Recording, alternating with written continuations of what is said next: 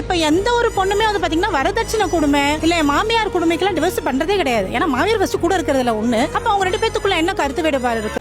ஆண்களும் பெண்களும் வேலை செய்யும் போகும் பொழுது கொஞ்சம் ஆணும் கணவனும் தன்னுடைய மனைவிக்கு வீட்டு வேலையிலே கொஞ்சம் உதவியாக இருந்தால் மனைவி மிக சந்தோஷப்படுவார். இருவரும் வேலைக்கு போவது உண்மைதான்.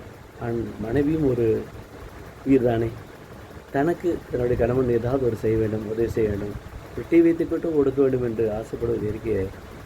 அப்படி செய்தால் தம்பதியுடைய தாம்பத்தியம் நல்லதாக நடக்கும்.